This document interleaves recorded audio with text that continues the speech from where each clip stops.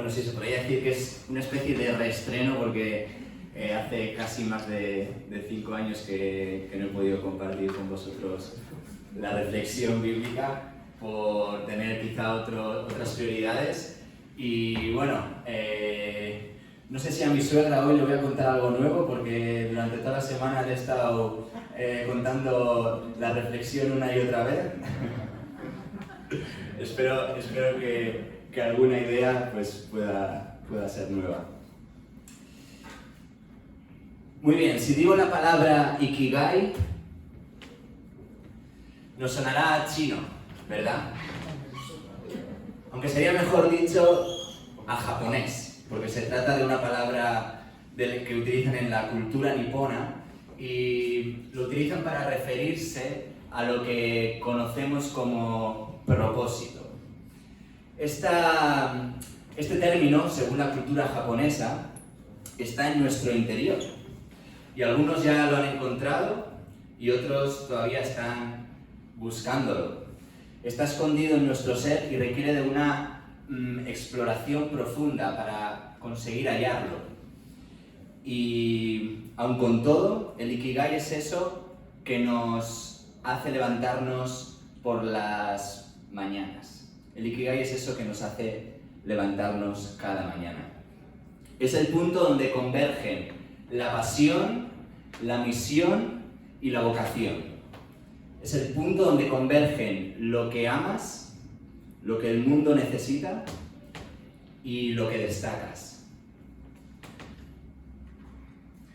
Lo que comúnmente conocemos como cometido vital o misión. La importancia de este concepto es tan importante en Japón que en esta cultura no existe una palabra relativa o que se pueda asemejar a lo que nosotros llamamos o conocemos como jubilación.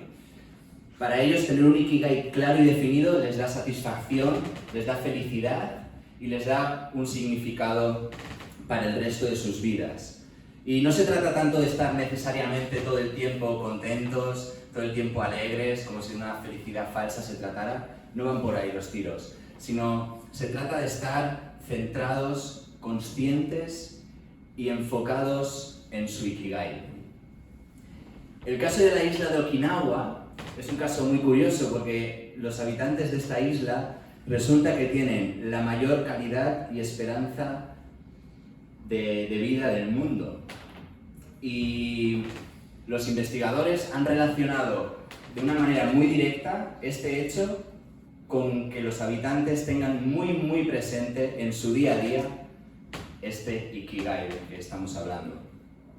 Para algunos su Ikigai se desarrolla ayudando y facilitando la vida a los demás, siendo creativos, inspirando, buscando soluciones a los problemas. Por ser más concretos, pues podríamos decir que uno puede encontrar su Ikigai pues cocinando, educando, enseñando, diseñando, educando y enseñando, compitiendo también.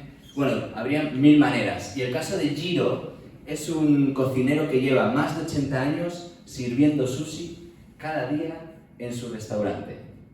Es considerado como el mejor restaurante del mundo, de sushi del mundo, y es curioso porque solo sirven a 10 clientes en un pequeño local que se encuentra al lado del metro de Ginza.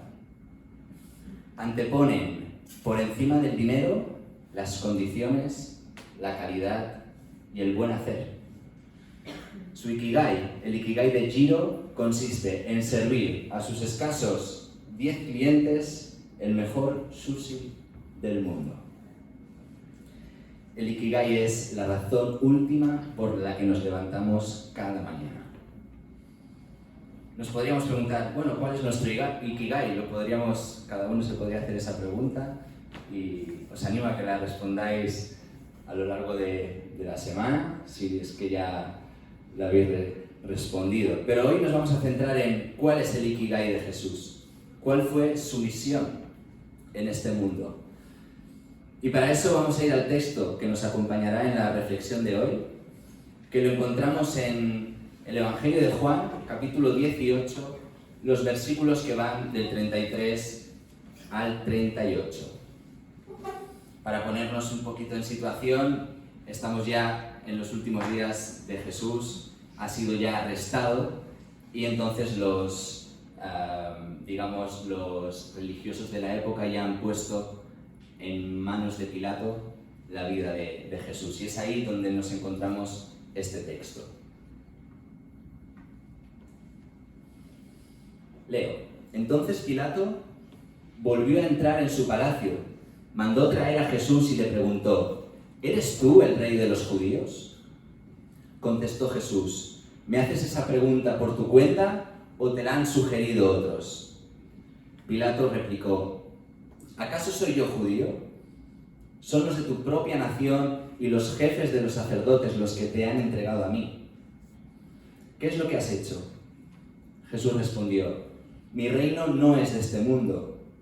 Si lo fuera, mis servidores habrían luchado para librarme de los judíos, pero no, mi reino no es de este mundo.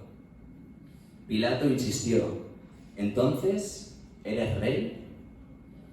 Jesús le respondió: Soy rey, como tú dices, y mi misión consiste en dar testimonio de la verdad. Precisamente para eso nací y para eso vine al mundo. Todo el que ama la verdad, escucha mi voz. Pilato repuso: ¿Y qué es la verdad? Dicho esto, Pilato salió de nuevo y dijo a los judíos: Yo no encuentro delito alguno en este hombre. Hasta aquí el texto de hoy. Dentro del proceso en el que se va a decidir la ejecución de Jesús, el Evangelio de Juan ofrece un sorprendente diálogo privado entre el representante en Judea del imperio más poderoso de la tierra frente a Jesús, un hombre maniatado que se presenta como testigo de la verdad. Pilato era el encargado de traer paz, de traer orden, y Jesús, indefenso, estaba ahí por haber traído revolución y guerra. Y digo en un diálogo privado porque los que le acusaban no entraron al palacio, no entraron al pretorio para no contaminarse y así poder comer la Pascua. Qué curioso, ¿no? Están empeñados en matar a un hombre inocente, pero luego se ponen muy finos con el tema de los rituales y no son capaces de entrar para no quedar impuros, por así decirlo. Pilato, aparentemente el hombre más poderoso de la ciudad, se ve obligado a estar entre el acusado y los que le acusan y andaba algo presionado, pues ya había empezado mal su mandato. Ofendió a los judíos al invadir la tesorería del templo y al mostrar símbolos idólatras, y por eso ahora ha de tener muchísimo cuidado, ¿no? con las sensibilidades judías del momento. Se encuentra bajo presión para cumplir sus demandas, ya que una revuelta judía pues, podría cuestionar su liderazgo. Y la primera pregunta que Pilato le hace a Jesús no es nada inocente. ¿Eres tú el rey de los judíos? Cualquiera que reclamara para sí el título de rey sin la autorización de Roma, pues era considerado un revolucionario y sentenciado a muerte. Y como Pilato no entendería muy bien qué era eso del Mesías, pues los sumos sacerdotes le hacen ver a Pilato que este tal Jesús pretendía ser rey, acusándolo de esta manera de sedición. Y la respuesta de Jesús no se queda corta. Es un desafío para el honor de Pilato. Y le dice: ¿me haces esa pregunta por tu cuenta o te la han sugerido otros? Es un buen zasca de Jesús aquí a Pilato. Obviamente incómodo, Pilato le confiesa defensivamente que este es un asunto interno judío y que su función únicamente es la de implementar la ley, y admite que sí, que los cargos contra Jesús han sido hechos por los judíos. Es como si le dijera: bueno, a mí no me metas en líos, a mí no me marees la perdiz, que bastantes problemas tengo ya, así que sé bastante claro y respóndeme. Jesús dice esa famosa frase: mi reino no es de este mundo. Si lo fuera, mis servidores habrían luchado para librarme de los judíos, pero no, mi reino no es de este mundo. Aquí Jesús ya está respondiendo a la primera pregunta: ¿eres rey? pero es el rey de un reino que no se rige con los parámetros de este mundo.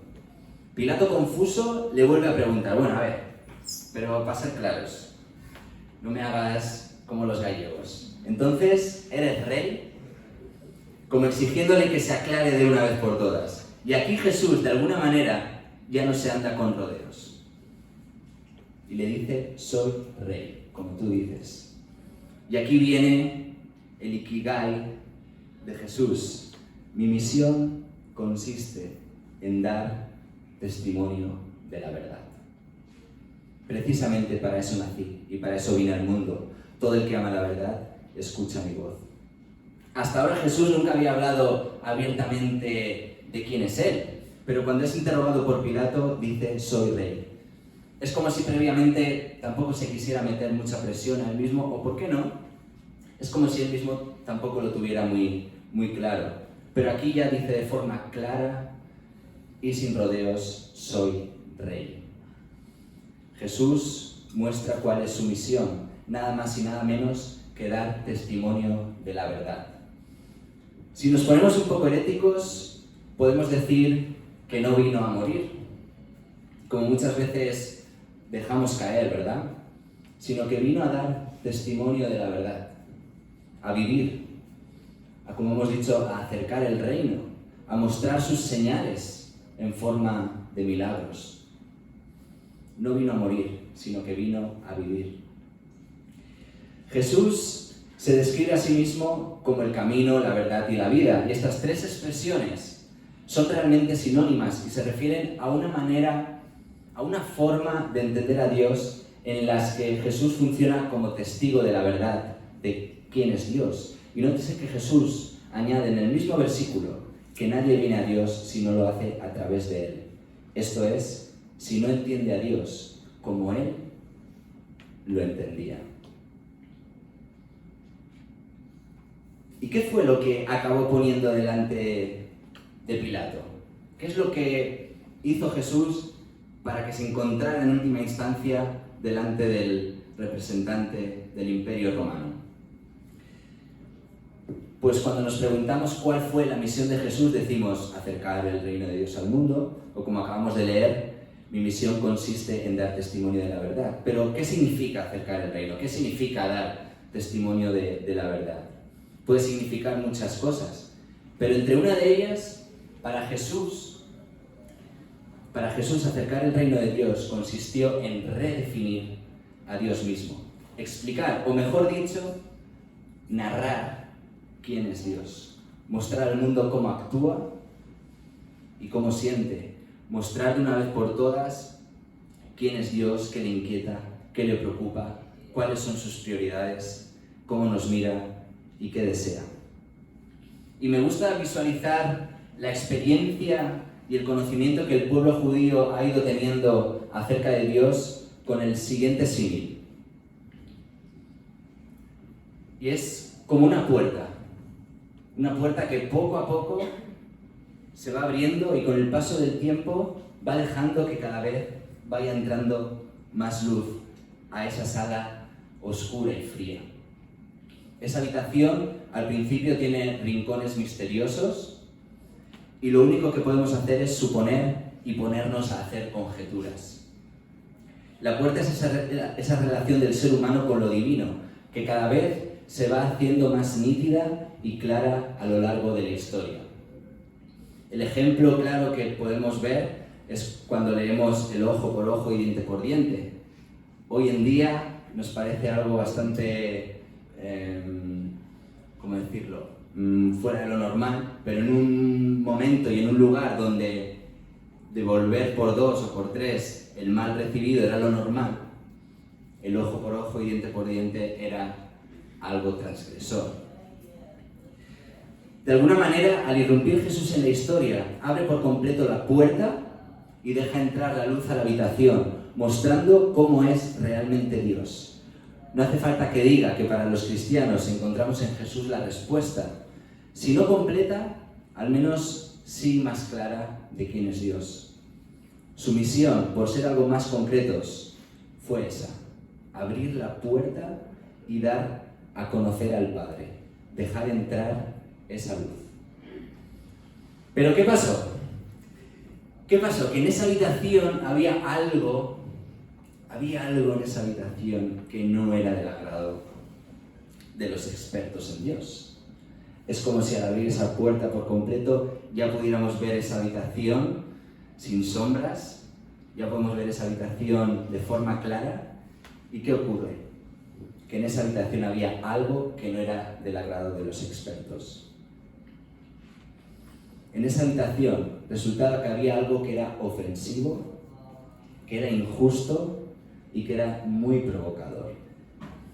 Es como si se encontraran más cómodos en la habitación con esa luz tenue y llena de sombras. Veamos qué era aquello que había en esa sala, en esa habitación, que no gustó nada a los que manejaban el chiringuito religioso de la época y que lo llevó a estar acusado frente a Pilato. Y lo vamos a hacer en forma de historia actualizada a nuestro tiempo y lugar, y os pido disculpas de antemano por mi atrevimiento. Dos hombres asistieron a la celebración dominical de su iglesia local, que se encontraba en la ciudad de Bilbao. Uno era profesor de religión en un reputado colegio privado y el otro era concejal de Hacienda en el ayuntamiento de un pequeño pueblo de Vizcaya. Este era militante de un partido minoritario y era conocido por sus cuestionables prácticas y por ser un poco trepa. El profesor, puesto en pie, oraba para sí diciendo: Dios, gracias porque no soy como los demás. Injusto, mundano, egoísta, ladrón. Ni como ese político corrupto que se encuentra 4 filas más atrás. Señor, hago el devocional todas las mañanas. Voy a las actividades de mi iglesia a todas, no falto ni a una. Y ofrendo un 10% de mi salario neto, pero un 10%. Estoy encantado de conocerme. Gracias por haberme hecho así. El político que estaba al fondo de la sala apenas se atrevía a levantar su mirada, sino que se martirizaba diciendo: Señor, ten compasión de mí, pues necesito ser renovado y transformado por ti. ¿Os suena esta historia, verdad?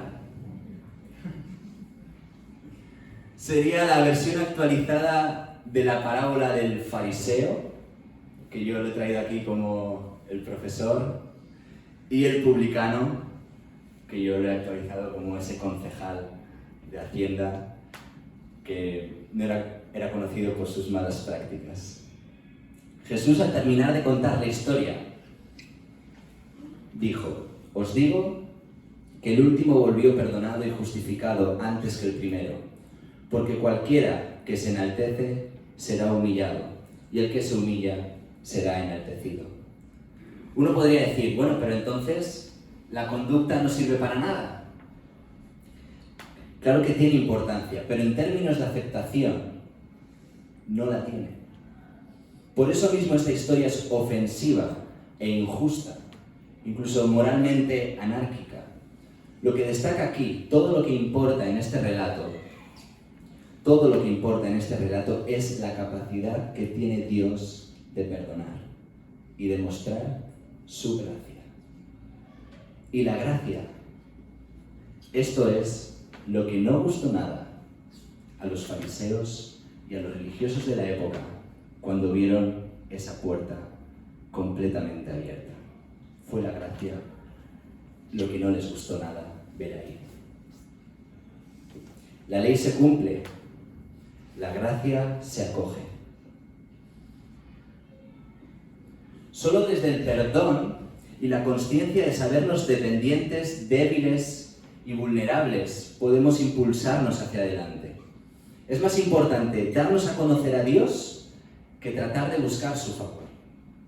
Nuestra relación con Dios se debe basar en una revelación completa de nosotros mismos, de sabernos dependientes y frágiles.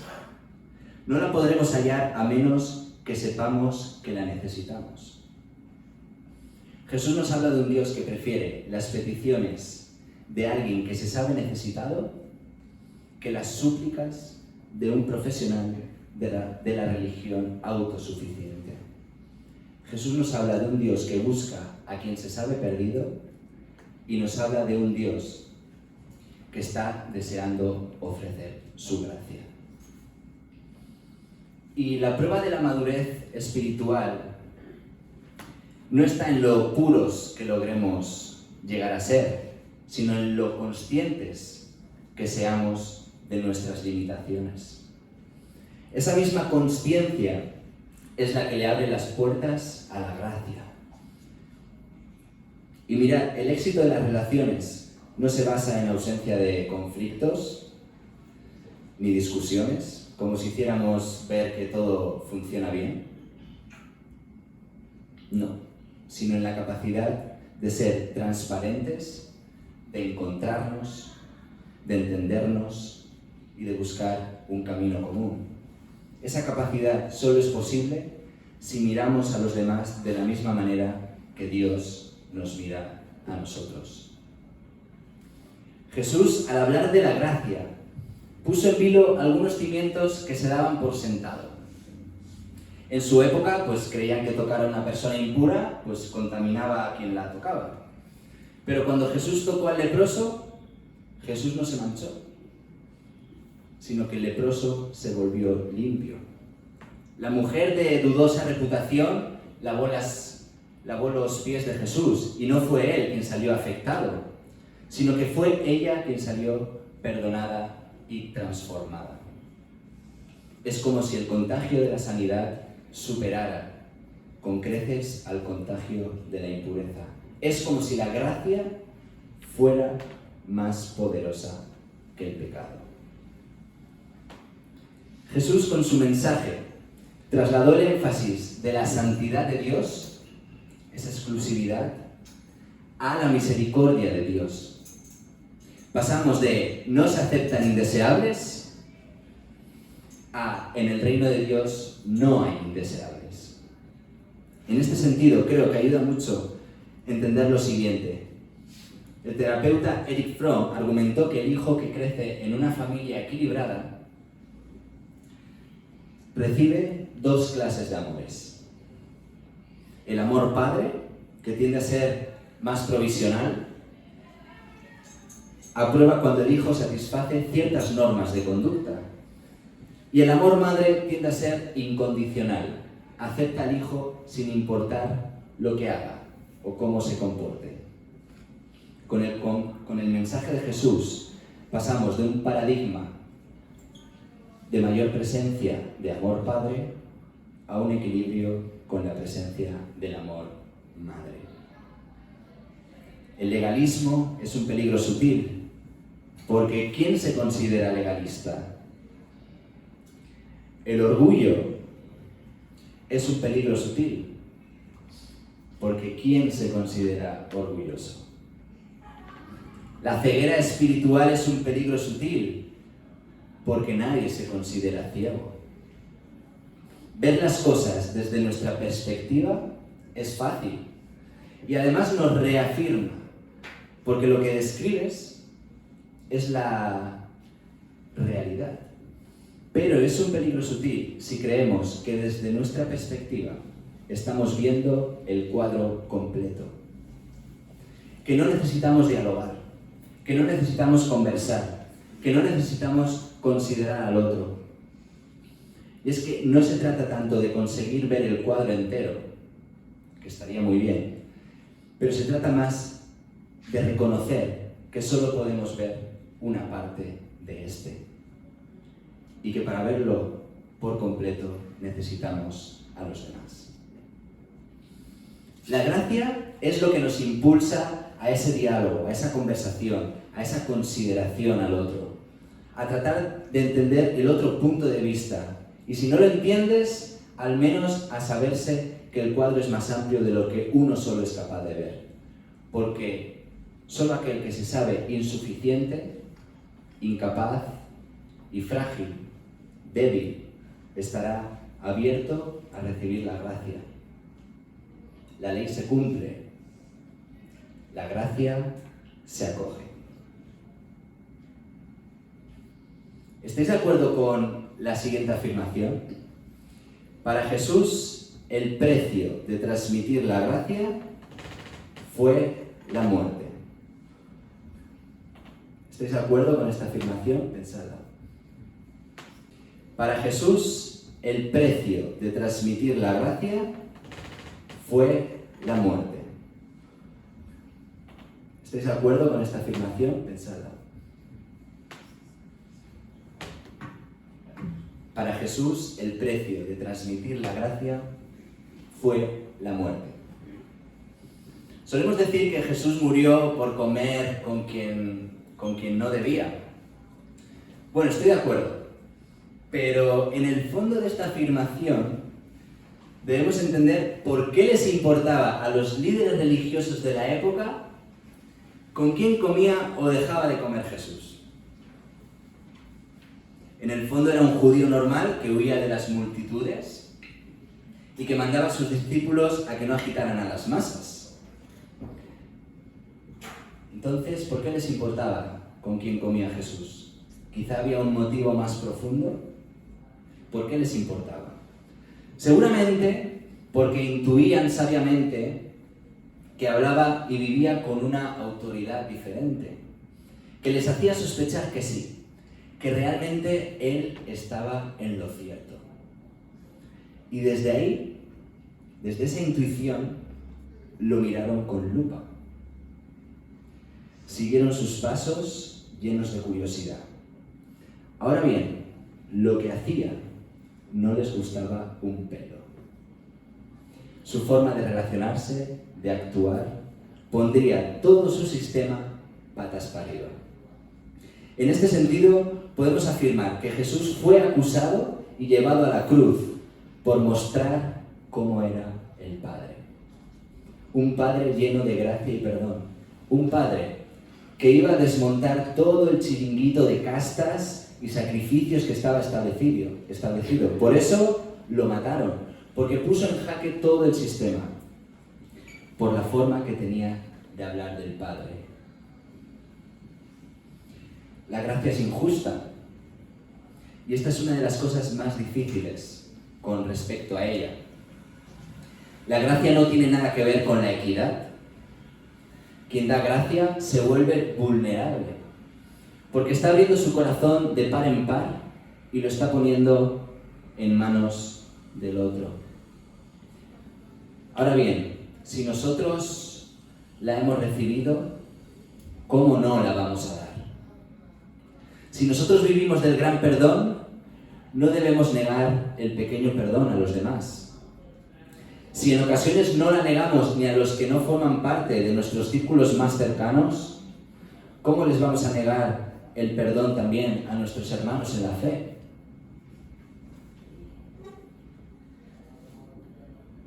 Esa puerta medio abierta no nos dejaba ver la gracia de nuestro Dios. Es por eso que la única herramienta que tenían era la ley. Pero cuando Jesús abrió la puerta, el paradigma cambió por completo. La ley se limita a señalar la enfermedad. La gracia trae curación. La ley se memoriza. La gracia se recibe. La ley maquilla lo externo. La gracia renueva el interior. La ley se persigue, pero la gracia se recibe. Para los ojos de los religiosos de la época, incluso para nosotros, porque si alguien fuera los expertos en Dios del siglo XXI, ¿por qué no? Sin mayores pretensiones podríamos ser nosotros. La ley es justa, pero la gracia es injusta. La ley se cumple, la gracia se acoge. La ley se cumple, la gracia se acoge. Y esta idea se puede ver en muchas de las parábolas que se recogen en los evangelios. La moneda o la oveja perdida son ejemplos claros. La gracia es la que se acerca. No se trata de subir la montaña para llegar a Dios, como si a través de méritos o actos se lograra, sino que Jesús la ha derribado y es Él quien se acerca. Solo así se puede ir atisbando el reino y de alguna manera ir dándole solución al pecado, no imponiendo un código de conducta cada vez más estricto, sino conociendo a Dios y haciéndolo real y palpable. Si la ley es como un poste estático, donde solo alumbra allí donde está colocada, impidiéndonos avanzar más allá de donde su luz alumbra, la gracia es esa lámpara que nos acompaña allí donde vamos. Es la gracia la que transforma las vidas, y no las vidas transformadas las que aceptan la gracia. Es esta la que nos impulsa al seguimiento de Jesús y no a la inversa. A veces será escandalosa, pero solo así seremos capaces de transformar vidas a favor de la misión de Dios. No hace falta deciros cómo acabó la historia de Jesús. Y con esto ya terminamos. El Ikigai de Jesús no le hizo vivir muchísimos años, como a los habitantes de la isla de Okinawa, sino que su misión fue tan revolucionaria que lo llevó a la muerte. Y fue, entre otras cosas, por mostrar el carácter de Dios, por mostrar quién era Él, por mostrar su gracia. De ahí la crítica de nuestro teólogo favorito, Dietrich Bonhoeffer, sobre que la Iglesia en muchas ocasiones ha vendido la gracia barata. No podemos devaluarla y tratarla como si nada, pues a Jesús le costó bien cara la vida misma. La gracia es un don que se nos ha dado, pero no por ello tenemos derecho a tratarla como poca cosa. Al revés, si somos conscientes del poder transformador que tiene, inevitablemente nuestra vida jamás volverá a ser igual. Como escribiera Yancey, a primera vista el legalismo parece duro, pero en realidad la libertad de Cristo, en cierto sentido, es el camino, si no más duro, más complejo. Es relativamente fácil no matar, mientras que es duro acercarse a otros en amor. Es fácil evitar la cama ajena, pero duro mantener vivo un matrimonio. Es fácil pagar impuestos, pero duro servir a los pobres. Mientras que el legalismo solo te deja ver hasta donde alcanza su luz, la gracia y la libertad están atentas a lo que el Espíritu guía. Mientras que el legalismo solo te deja ver hasta donde alcanza su luz, la gracia y la libertad están atentas a lo que el Espíritu guía. Como decía antes, si la ley es como un poste de luz estático donde solo nos alumbra allí donde está colocada, impidiéndonos avanzar más allá, la gracia es esa luz que nos acompaña allí donde vamos, como una lámpara que va guiando nuestros pasos. Solo así se hace posible embarcarnos en el seguimiento como discípulos de Jesús. Como iglesia, como comunidad local, ¿estamos dispuestos a asumir el Ikigai de Jesús? Si lo asumimos, ¿estaremos dispuestos a ser comunidad de gracia y perdón? ¿Estamos dispuestos a ser una comunidad que destaque por su acogida y aceptación? Y si tenemos la valentía de recorrer ese camino, ¿estamos dispuestos a pagar el precio por ello? Seguramente nosotros no nos encontremos literalmente maniatados como Jesús, y quizá nos encontremos acusados. O sí, no lo sé. Pero en cierto sentido, a nuestra pequeña escala, puede que así sea. Ojalá nuestro propósito sea más poderoso que sus posibles consecuencias. Ojalá el propósito de esta iglesia sea mucho más fuerte que sus posibles consecuencias. Pilato preguntó a Jesús, ¿eres rey? Si nosotros respondemos que sí, toca acoger esa gracia en forma de lámpara que nos permitirá seguir su camino. Ahora bien, no tengamos la menor duda de que si asumimos esto, como dice el título de esta reflexión que hoy he querido compartir con vosotros, esta comunidad tiene y tendrá un propósito revolucionario. Hagamos entre todos que merezca la pena.